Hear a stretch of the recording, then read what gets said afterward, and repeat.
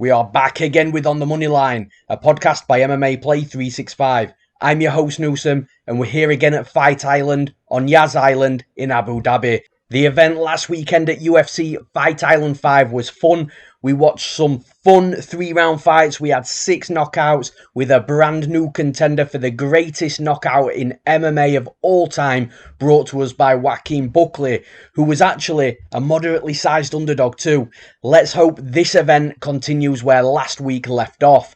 But just before we get into the breakdowns, a quick reminder that the Golden Gamble Challenge is still running over at MMAPlay365 and will continue to do so throughout this UFC Fight Island marathon. And if you missed the details of the challenge, we have cut our annual subscription price in half for you. 50% off, so it's now just $150 instead of the usual $300. However, it gets better.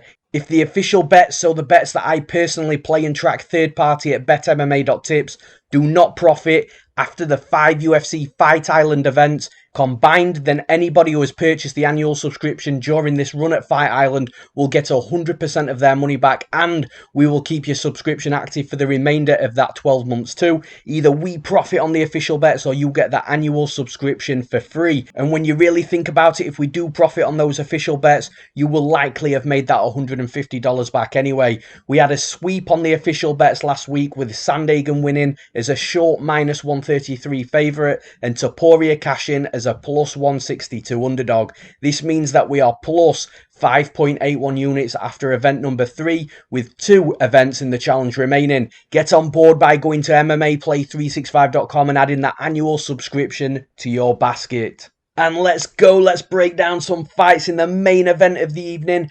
We've got Chan Sung Jung, the Korean Zombie, versus Brian Ortega. The Korean Zombie is currently the -175 favourite. The comeback on Ortega at +155 as the underdog. As for where the value is on this betting line, I do feel that the value sits with the Korean Zombie at this point right now. I think that if he gets to -225, -230, then obviously that value will start slipping the wider that this line gets, but I don't think it does get to that line. I don't think it does go that wide. Brian Ortega is a very dangerous fighter. You have to put respect on his name. You have to appreciate what he brings to the cage. So I think that'll prevent the line from getting too out of hand. So for me, the value should stay on the Korean Zombie. And as for where the line moves, I have just touched upon this a little bit there. I don't think the line gets too much wider. I think we might actually see some fluctuation. I think even where the lines are right now with Ortega at +155, I do feel that people will jump on that. That'll move the Korean Zombie's line down a little bit. That'll come shorter. And at that point, we might see some more bets coming in on the Korean Zombie. So ultimately, I don't think the betting lines will move too far from where we're at right about now come Saturday night when both fighters have stepped inside the cage. As for how this fight plays out, as you probably already guessed, I am leaning towards the Korean Zombie here, and there's a few reasons. Let's start with Brian Ortega though. Like I say, you have to respect how dangerous he is. He's a high-level grappler. He's got real high-level intelligence on the mat, high IQ when it comes to grappling. And when a fight does hit the mat, then he's going to be very difficult to deal with. He's tricky down there. He's got real technique when it comes to submission grappling. And we saw in the Cub Swanson fight, when he got that guillotine, the guillotine looked deep. It looked like it was set. But Ortega felt like something wasn't right with his grip. He managed to readjust his grip whilst keeping that submission threat there. He readjusted the grip and tapped Cub Swanson out. That's real high-level stuff. A lot of fighters wouldn't have even had the technical ability to make that readjustment, yet Ortega did make the readjustment. And because of that, not many other fighters would have even thought about adjusting either. They probably would have carried on with the choke, tried to get their opponent out of there, probably not got their opponent out there because, like I say, Ortega felt like something wasn't right and ultimately blown their arms out. Ortega is just a different level of grappling inside that cage. The problem I have with Ortega, though, and I say this quite a lot for and against the fighters that are like this, but fighters that have got such an advantage on the mat, I love the fighters that have good wrestling to go with that. I was speaking about Ilia Topuria last week. I said that he had amazing grappling and he has the wrestling to complement it, to force the fight to where he's strongest inside the cage.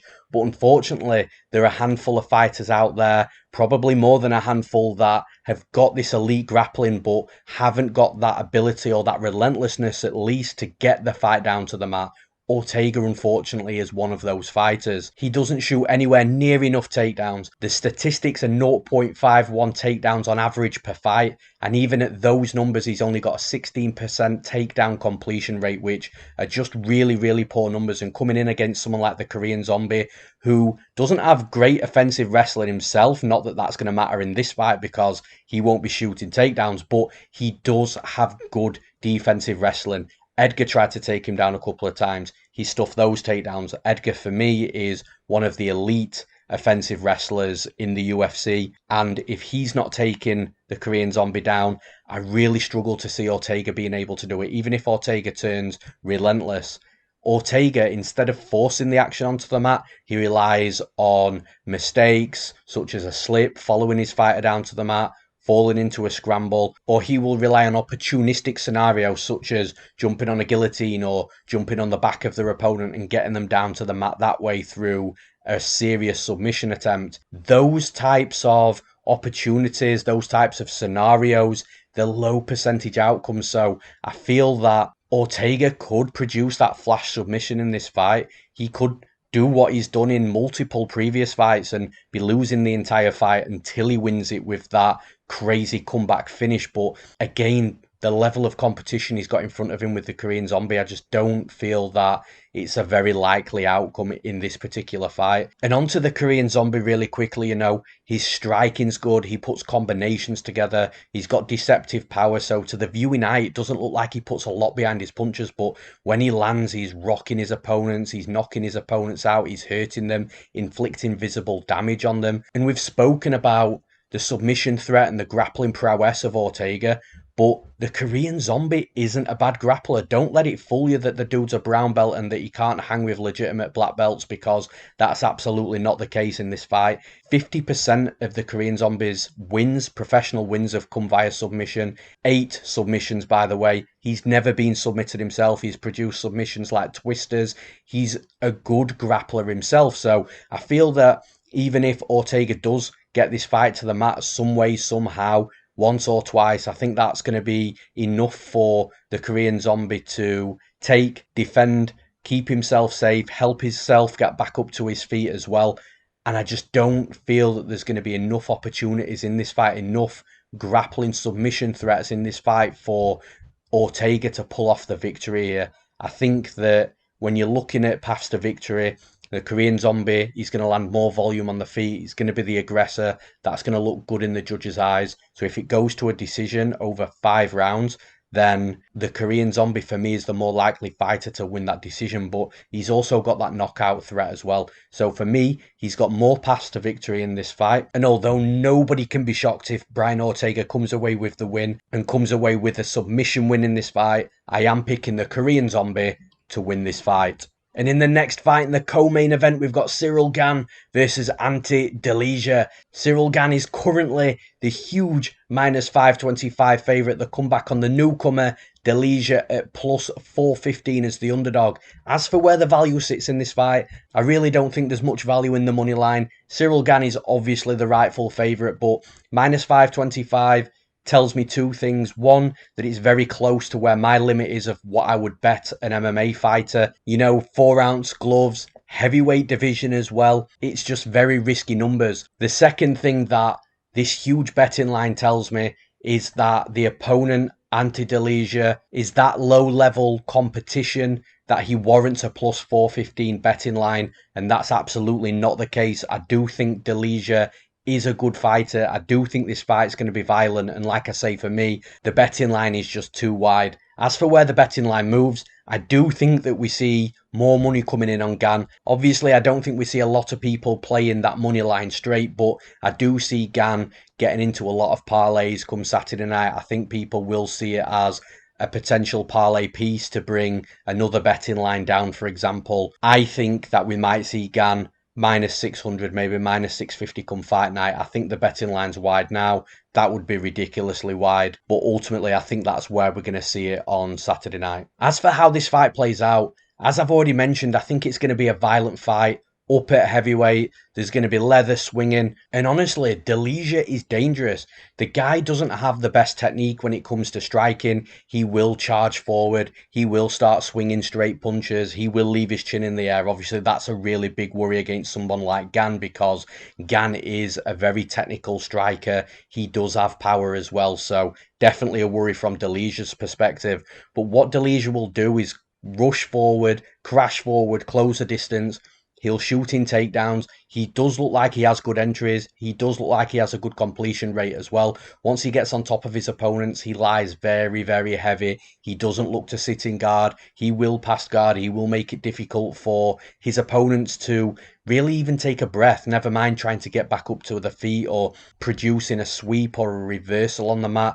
So when Delija is on top, that for me is where he's the best, because he's not risking himself getting knocked out with having this crazy crashing forward style, and it just allows him to slow the fight down, allows him to try and empty the gas tank of his opponent and just get off on volume and strikes on the mat. But unfortunately, he's not fighting somebody on Saturday night that's going to make it that easy for him. Cyrille Gan is a beast. He's big, he's athletic, he has technical ability, he's got power, he has a Muay Thai background, so everything that he throws is crisp, it's accurate, but he's also got a sneaky good ground game as well. He's also very strong, he gets his underhooks in well. I don't think he's going to be very easy for someone like Delija to take down. And if Delija does take him down, I think Gan will have the initial scrambling ability to try and get back up to his feet. Like I say, Cyrille Gan's got a very deceptive grappling ability, and he has 2 submission wins in his 3 UFC fights. An arm triangle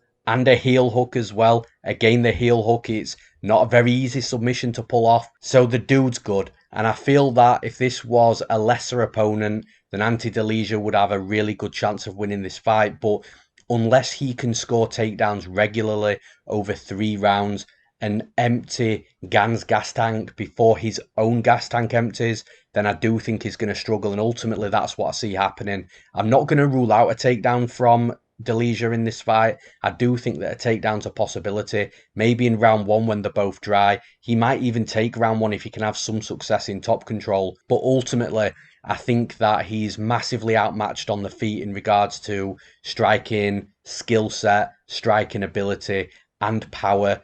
So for me, I definitely think that it's a really tough debut for Delija. I've got no doubt that this guy is definitely going to have some success in the UFC moving forward. But in this fight on Saturday night, I'm picking Cyrille Gan to win this fight. And in the next fight in the women's flyweight division, we've got a really intriguing fight with Jessica Andrade moving up a weight division versus Katlyn Chookagian. Jessica Andrade currently the -135 favourite. The comeback on Chookagian at +115 as the underdog. As for where the value is in this fight, I do feel that the value very slightly sits with Jessica Andrade. I think if the line gets much wider, if Andrade goes to -145, -150, I think the value will flip over onto Chookagian for sure. But as it is right about now, I do think there's minimal value there on Andrade. As for where the line moves, honestly, after watching tape, I do believe that there will be some people on Katlyn Chookagian in this fight. I do anticipate that the line closes up quite a bit as well. We might see Andrade at -125, -120. We could even potentially see a -110 pick'em in this fight. And I honestly wouldn't be too surprised to see a pick'em line either. So ultimately, I do see the Chookagian money coming in the closer we get to fight night. And I think Andrade will get into the cage at about -125 if I'm being honest. As for how this fight plays out though, like I've said, it's a really interesting fight because Andrade is moving up in weight to flyweight. I think that it's a good move for her. I think carrying that extra weight definitely suits her style. It definitely gives her additional power. She'll still keep some speed as well. And obviously, she's an explosive fighter, so that strength will also aid the takedown. She likes to shoot in on her opponents. She likes to pick them up over the shoulder and slam them on the mat. Again, having that extra strength, it'll help her moving up in this division for sure. I don't think she's going to be outmatched in the strength department with these 125-pounders at all. However, the reason it becomes really intriguing is because with Andrade moving up, she was always a small strawweight anyway.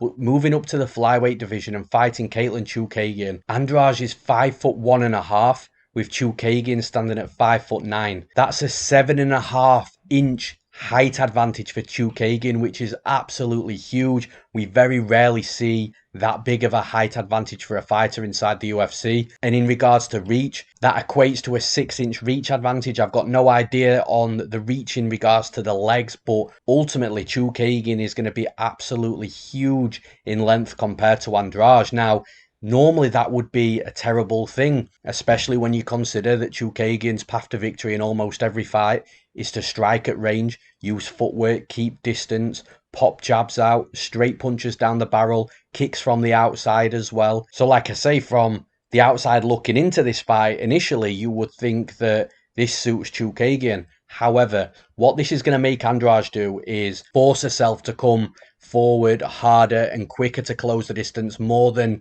she's ever done before. She's had fights where she's been able to stick on the outside a little bit, not get landed too much from the outside herself. But in this fight, she's going to get out-volumed if she doesn't do anything about closing that distance, and that's an absolute fact. I think she will feel it a couple of minutes into this fight as well when she's actually in the cage with somebody at 5'9" and actually having to deal with that. I think it's going to make her come forward harder. It's going to force her to come forward, because if she doesn't, she's going to fall behind on the scorecard. She'll feel that.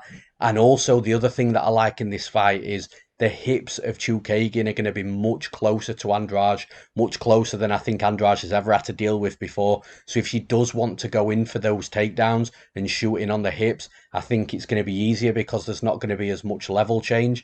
And you could make the argument that the taller fighter is going to be harder to take down, because one way or another, a limb always lands on the mat and allows them to stay standing or get back up to the feet very quickly. But the way Andrade takes fighters down by throwing them over her shoulder and dumping them, that's going to allow completed takedowns. So although, like I say, initially you would think that Chookagian's style, along with the length, provides a really good stylistic advantage in this fight for her, I actually think the advantages sit with Andrade.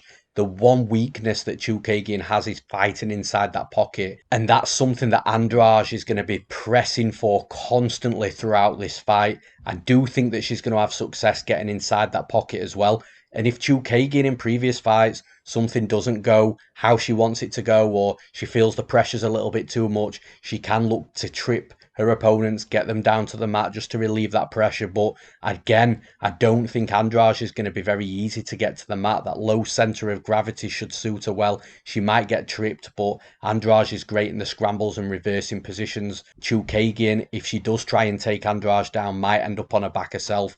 Like I say, whichever way I look at this fight, I do feel that Andrade has got significant stylistic advantages. I think Chookagian will be up on the numbers come the end of the fight, but I think the big action strikes from Andrade, along with takedowns along the way and aggression, should look better for her in the eyes of the judges, should it go to a decision. But if it doesn't go to a decision, I think Andrade is the more likely fighter to finish the fight. For those reasons, the two paths to victory, I'm picking Jessica Andrade to win this fight. And in the next fight, we've got a fun fight in the light heavyweight division between Jimmy Crute and Modestas Bukauskas. Jimmy Crute currently the -345 favourite, the comeback on Bukauskas at +285 as the underdog. As for where the value is in this fight, I do think that the value, if any, does sit with Jim Crute. Again, it's probably not a betting line many people will play straight, but for a parlay piece, I do think that there's some value in Jimmy Crute's line at -345. As for where the line moves, I actually think money will come back in on Bukauskas.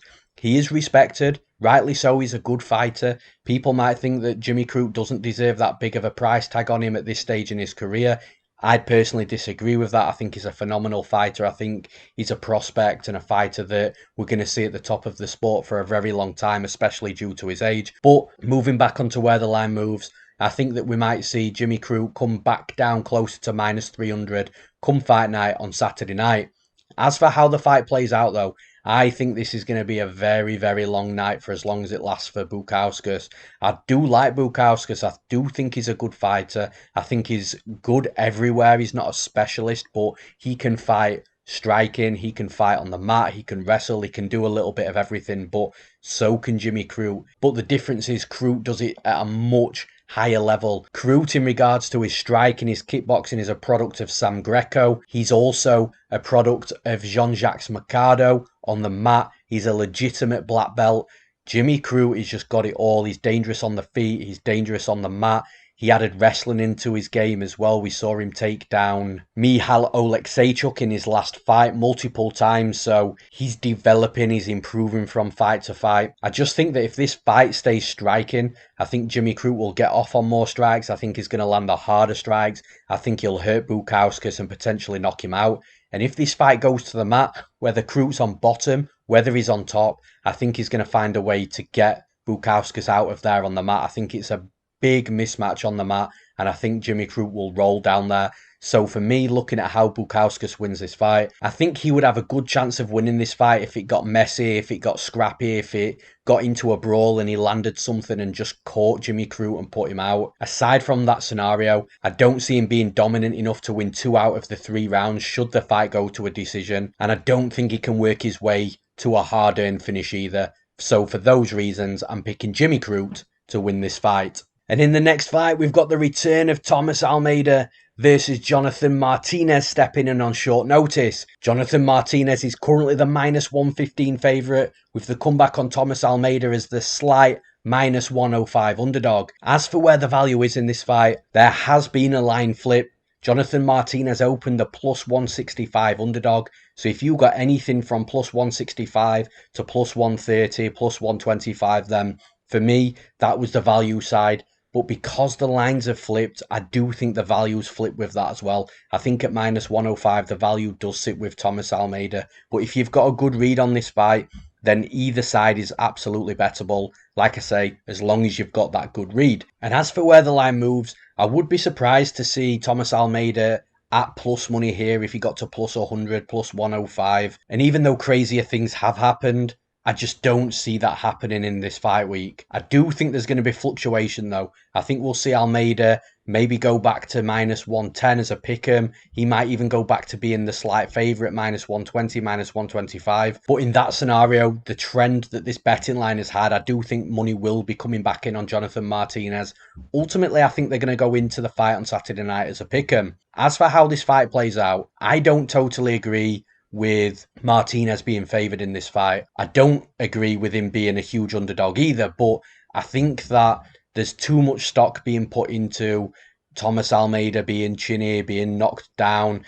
I don't think his chin is overly bad. I just think that he's hittable and those shots accumulate and then he can get put down that way. But when you look at the level of opponents that these guys have fought, Thomas Almeida is being beaten by Rob Font, by Jimmy Rivera, and by Cody Garbrandt, who are 3 top fighters in the division. I think all those 3 fighters also beat Jonathan Martinez as well, for what it's worth.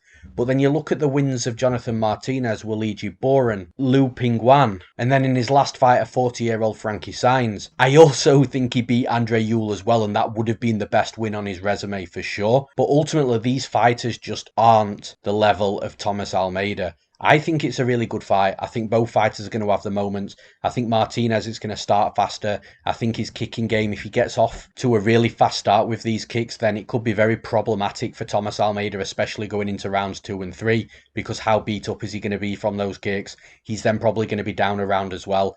But Thomas Almeida isn't just going to stand there and just get kicked and not do anything back. I don't think he's a necessarily fast starter, but Thomas Almeida will walk forward. He will land punches. The biggest thing that Almeida has to work on in this fight is his striking defense. He can't be there to be hit to his face, to his chin, often, because otherwise we could see him get knocked out. I don't think Martinez is that explosive phenom striker with huge power that is going to put somebody like Almeida away. But if you accumulate those strikes over 5, 10, maybe even 12.5 minutes, then at some point it's going to get difficult for Almeida to stay conscious, if that makes sense. Like I say though, I think that Almeida has got the combinations in his hands, in his feet.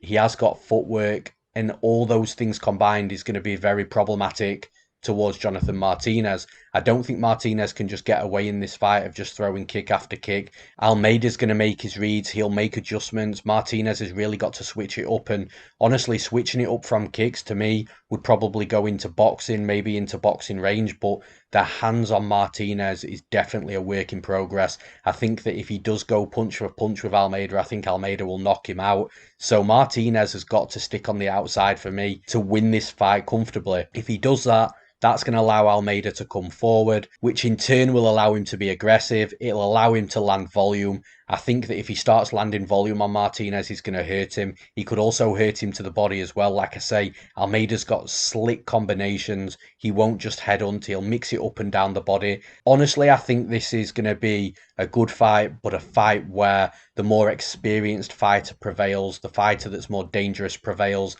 I'm picking Thomas Almeida to win this fight. And in the next fight, we've got Claudio Silva versus James Krause. James Krause currently the -170 favourite. The comeback on Silva at +150 is the underdog. As for where the value is on this betting line, I do think the value sits with the underdog in Claudio Silva. I would expect the lines to be shorter. I'm not saying it should be a -110 pick'em on either side, but I definitely think that the +150 line is slightly off here. As for where the line moves, the current trend in the last 24 to 48 hours has been that bet on Claudio Silva, so I do think that people are recognising that he shouldn't be this big of an underdog. I do think that that trend continues the closer we get to fight night on Saturday night. Again, I don't think that the fight's going to get off at a pick'em at -110, but I wouldn't be shocked to see Claudio Silva at +120, +125 come fight night on Saturday night. As for how this fight plays out, I think from a striking perspective, Krause definitely has all the advantages in this fight. Krause is a good striker. He's clean, he's crisp, he doesn't take too many chances, he doesn't overexert, and he'll mix it up, punches, kicks, up and down the body as well. I really like Krause as a fighter, and like I say, striking with Claudio Silva. Silva isn't a technical striker. He's a striker that will come to crash forward. He'll throw anything that he wants because ultimately he doesn't care if he gets taken down because that's where his bread and butter is on the mat. The thing is with this fight, although I think that Krause is the better striker, I do think that we're going to see moments on the mat.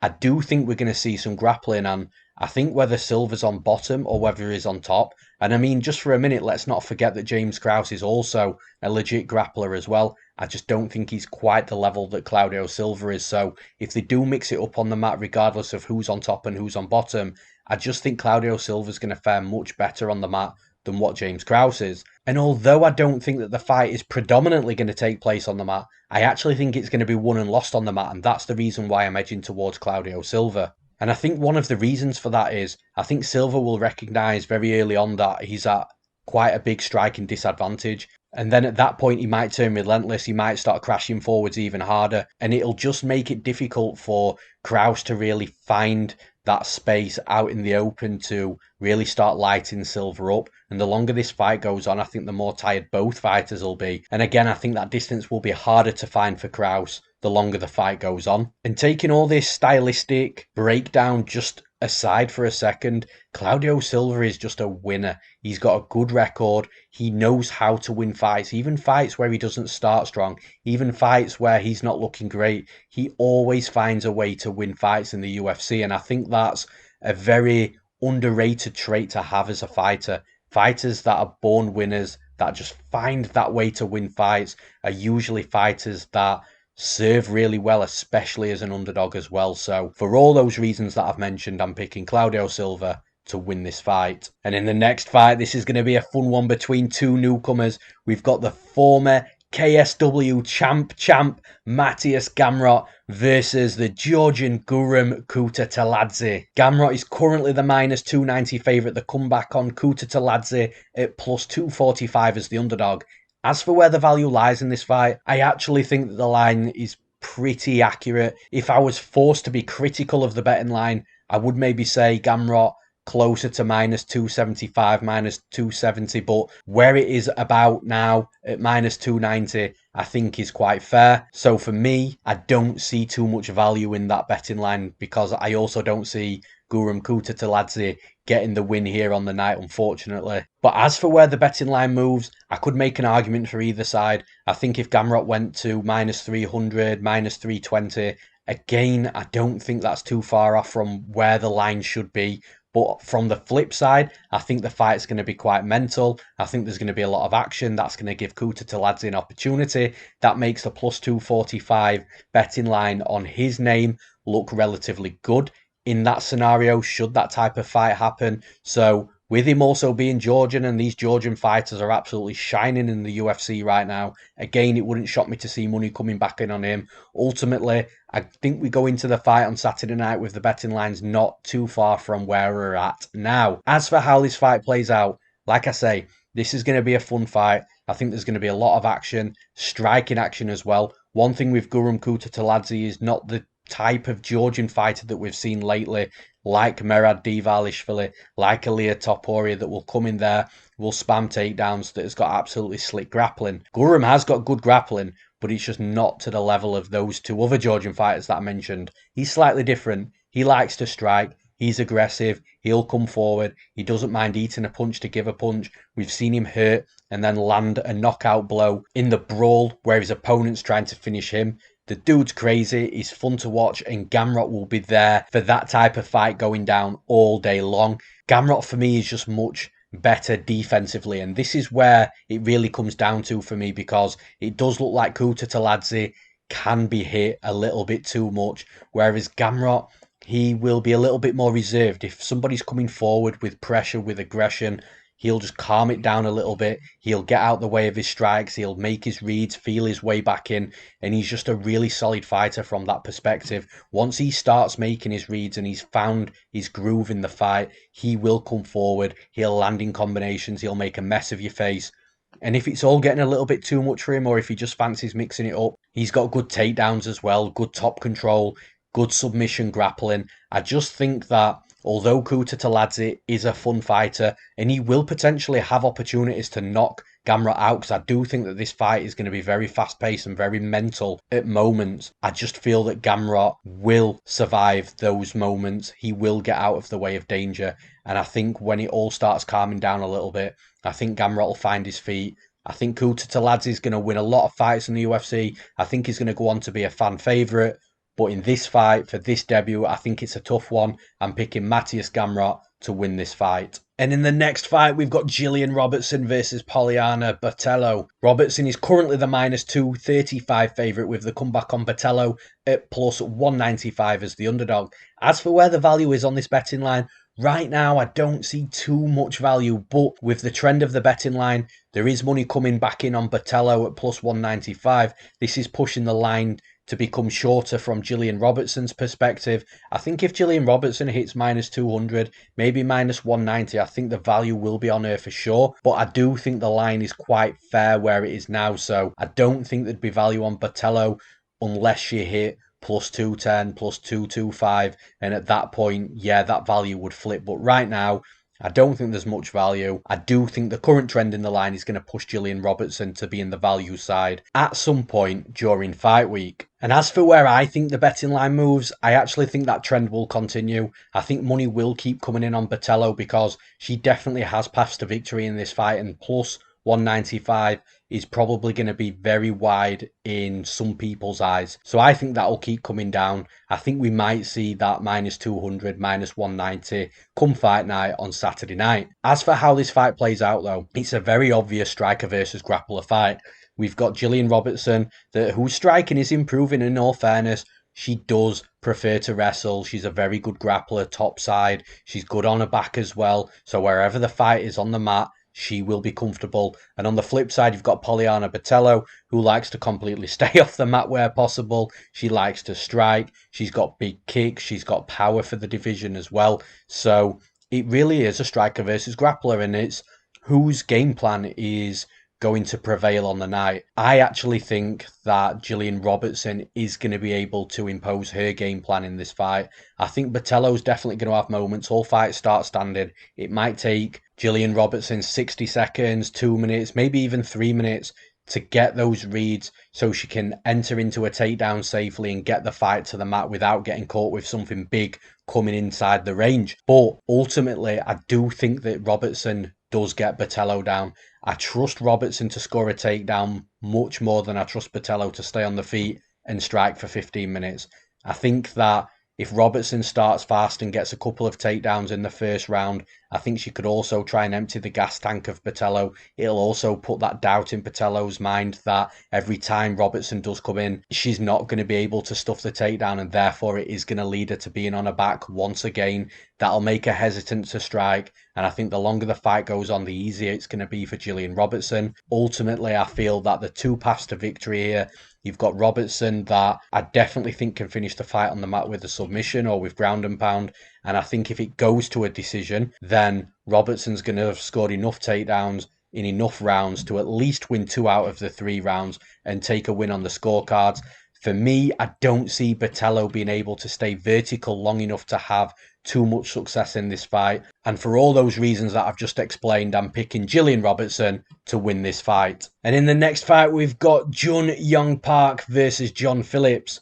Park currently the minus 255 favourite. The comeback on Phillips at plus 215 as the underdog. As for where the value is in this fight, I actually think the value sits with the underdog in John Phillips, even though I'm not convinced that he actually wins this fight. But the line's wide for a fight that is predominantly going to take place on the feet. And with John Phillips having the power that he has, I do think that at plus 215, the line is just way too wide for someone with that big of a path to victory. As for where the line moves, it has been going the other way. The money's been coming in on Park, but I do think at some point that line is going to get a little disrespectful and then the money will come back in on John Phillips. It wouldn't surprise me to see John Phillips at plus 200. Maybe he breaks into plus 195, plus 190, but ultimately I don't think it's going to be a crazy influx of bets on him, and I don't think the betting line is going to close too far from where we're at right now. But as for how the fight plays out, I've already touched upon it. I think this is a fight that predominantly takes place on the feet. Yes, Park does have takedowns, but I don't think he's a prolific wrestler. I think he might be able to get John Phillips down if he really commits and if he really goes relentless. But I feel if Phillips stuffs the first 1 or 2 takedowns, then Park might give up on trying to get the fight to the mat, as it'll just be costing him cardio. And to be honest with you, Park is the better technical striker. I do think he'll land more combinations. I think he will have the cleaner striking, but to strike with John Phillips when they're both at a similar height, that means getting into range. And when you get into range and you're striking for long periods of time with Phillips, you do run that risk of getting knocked out. That knockout could definitely happen in this fight. I don't think anybody could be shocked if Park wakes up on Saturday night seeing stars with John Phillips getting his hand raised. But ultimately, even though I do think Phillips is the value side in this fight, I am picking Park to win. I just think that Park's wrestling might play a factor. I do think he might be able to score a takedown or 2 if a couple of rounds are close, and that might be enough to edge around to him. But being the technical striker, like I say, I don't think he's necessarily bad defensively when it comes to his striking, but definitely going forward, he's got a good jab. He puts combinations together. He uses kicks as well. He's got good volume. I think that will be enough to beat somebody like John Phillips, but at minus 255, I do think the betting line's wide. With that being said, I'm picking Jun Yong Park to win this fight. And in the next fight, this is going to be a fun one for as long as it lasts. We've got Gadzhimurad Antigulov fighting Maxim Grishin at light heavyweight. Maxim Grishin is currently the minus 365 favourite. The comeback on Antigulov at plus 305 as the underdog. As for where the value is in this betting line, I actually think the value is with the underdog at plus 305. I get why the bookie and why the public are really betting against Antigulov at any opportunity. He's lost to Paul Craig, a fighter that not too many people respect. Wrongly disrespect in my opinion as well. And he's a fighter that hasn't got the greatest gas tank. So I don't not understand the betting line, but at the same time, it's so wide because Antigulov does still have legitimate qualities and he does still have a legitimate path to victory in this fight. As for where the line moves, I think that the money will start to come in on Antigulov a little bit, but honestly, I think at this point people are really disrespecting him, and I think people are overlooking him completely because of his last few fights and because of that cardio, which again I'll touch upon very shortly. I just don't think people are going to be rushing to the betting window to lay money on Antigulov, even though that line is crazy at plus 305. But ultimately, in the same respect, talking about rushing to the betting window, I don't think people are going to be rushing to lay that minus 365 on Grishin either. That probably means that the betting line is going to close roughly where we're at right about now on Saturday night. But as for how this fight plays out, we do get to see Maxim Grishin at his actual weight. He had a terrible performance on his debut at heavyweight against Marcin Tybura, a performance where he actually didn't do anything. So if we are talking about last fight performances, and Ante Gulov is sitting at plus 305 when Grishin had that type of performance where he just didn't do anything. That's quite surprising when you look at it in that way. But as for how these fighters match up, Ante Gulov, it's very clear what he's going to come in to do. He's going to come in hard, he's going to come in fast, he's going to empty that gas tank and try and get you out of there in round one. If Grishin survives that, if he doesn't get taken down, if he stuffs 1, 2 or 3 takedowns, then he's going to win this fight. And when Ante Gulov tires, Grishin won't tire. He does have decent cardio and he'll just piece him up until he finishes him. If Ante Gulov tires in round 1 in this fight and he doesn't finish Grishin, then I honestly don't see him making the scorecards at all, and I don't see him finishing Grishin in round 2 and 3. That's obviously where you get in the betting line. That's what's reflected in the betting line. But the thing is, Ante Gulov is still a good wrestler. I still think he can take Grishin down. And when he's on top, he will look for submissions. He'll look for an arm triangle, force you to give you back if that doesn't happen. He'll look for a rear naked choke. He'll look to land ground and pound. If Ante Gulov can get on top early and not do too much work, not be made to work in regards to his opponent on the back, trying to sweep reverse and constantly stand up back to the feet, then Ante Gulov won't be expending too much energy, because it's in the wrestling on the mat where he will reserve energy, especially if he's not being made to work too hard. That means he should have a round 2 gas tank where he can go in and try and do the same. I don't think it's going to play out as simply as that. I do think Grishin might defend 1 or 2 early takedowns, but I also think he will score takedowns as well, which will make that first round, or at least the first half of the round, very sweaty if you've laid the chalk on Maxim Grishin. Ultimately though, I do think Grishin survives. He's tough, he's capable, he's durable as well.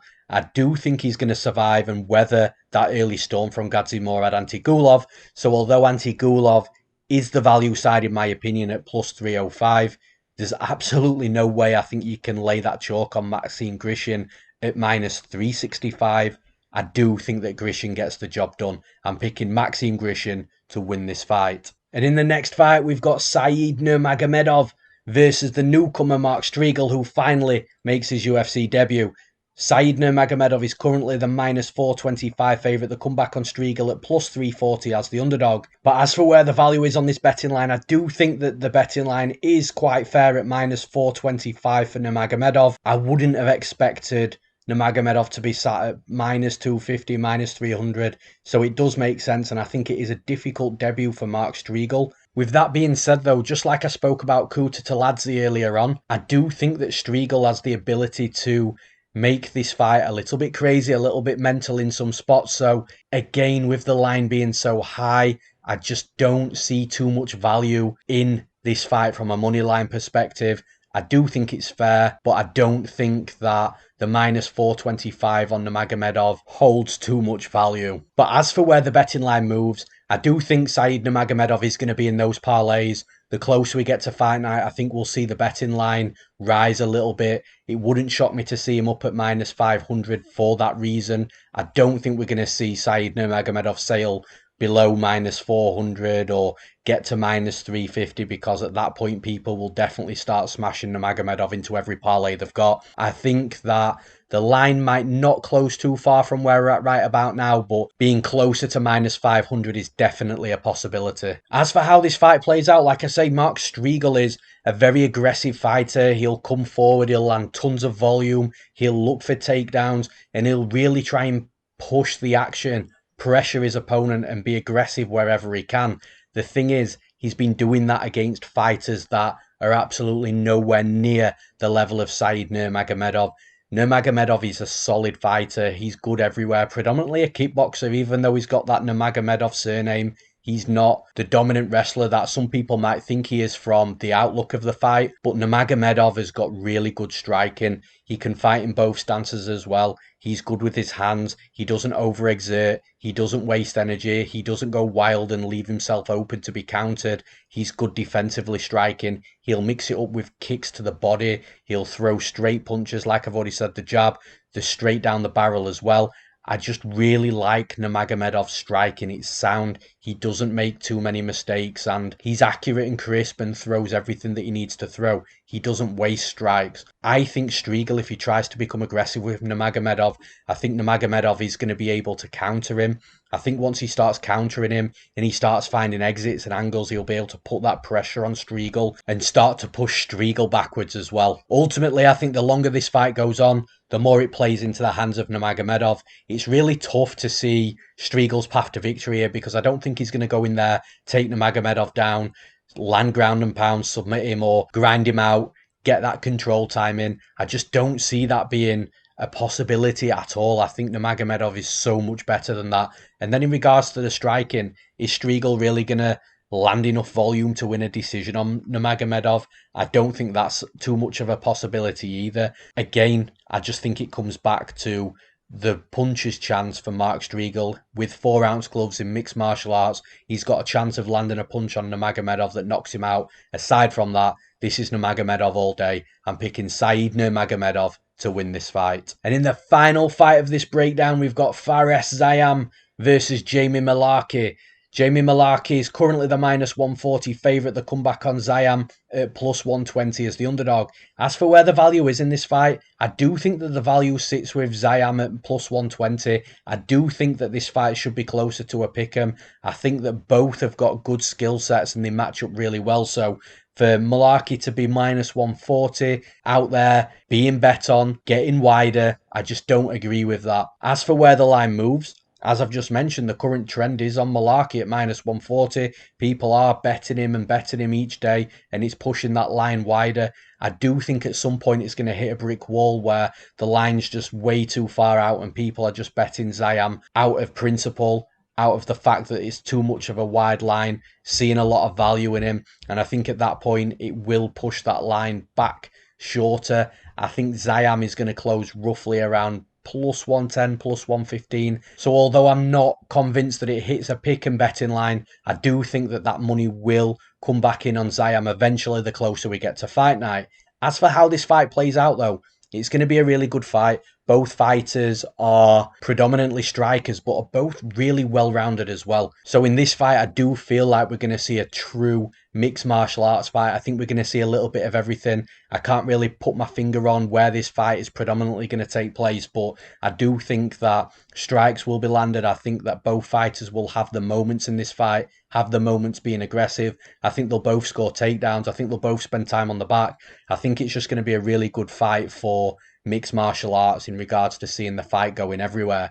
However, because I feel the fight is quite close, I do have to side with Ziam here. Ziam's got good striking, he's long, he likes to strike at range, but when he comes in close, that's when he'll look for takedowns. He's got decent offensive wrestling, his completion rate looks to be okay as well. What worries me for Ziam is if Mullarkey lands takedowns, which I think he will. You know, we saw in Ziam's debut against Don Madge had plenty of success, clinching up, taking him down, getting control time in. So that's got to be a worry for Ziam because Mullarkey has got that ability for sure. Mullarkey had a good fight against Brad Riddell, who has fought good competition moving forward since that fight. So for me, that speaks volumes of where Mullarkey is. It's just in this fight, it's a little bit of a different style than the Brad Riddell fight.